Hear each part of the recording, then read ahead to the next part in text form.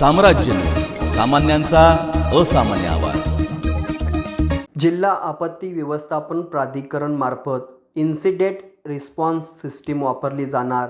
ही system वापरणारा सोलापूर जिल्हा राज्यात एकमेव। पंढरपूर येथे श्री विठ्ठल रुक्मिणी यात्रा दरवर्षी आषाढ शुद्ध एकादशी या दिवशी भरते।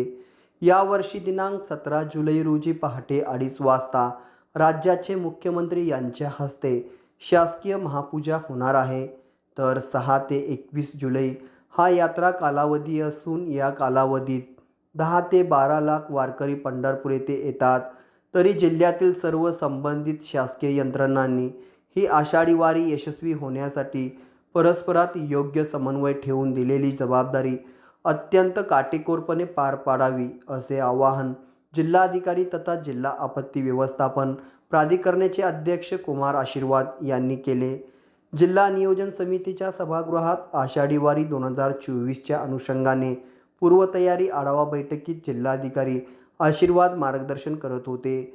यावेळी पोलीस अधीक्षक श्री सरदेश पांडे, अप्पर जिल्हाधिकारी तथा इन्सिडेंट कमांडर मोनिका सिंह ठाकूर, पंढरपूर उपविभागीय अधिकारी सचिन इतापे, विठ्ठल रुक्मिणी मंदिर समितीचे मुख्य कार्यकारी अधिकारी राजेंद्र शेळके, माळशिरस उपविभागीय अधिकारी विजया पांगारकर, पंढरपूर उपविभागीय अधिकारी अर्जुन भोसले, पंढरपूर सार्वजनिक बांधकाम विभागाचे कार्यकारी अभियंता अमित निमकर, महावितरणचे अधीक्षक अभियंता पाटील, जिल्हा शल्यचिकित्सक डॉक्टर सुहास मुळे, जिल्हा नियोजन अधिकारी दिलीप पवार, जिल्हा आपत्ती व्यवस्थापन अधिकारी शक्ती सागर ढोले यांच्यासह अन्य संबंधित विभागाचे अधिकारी उपस्थित होते।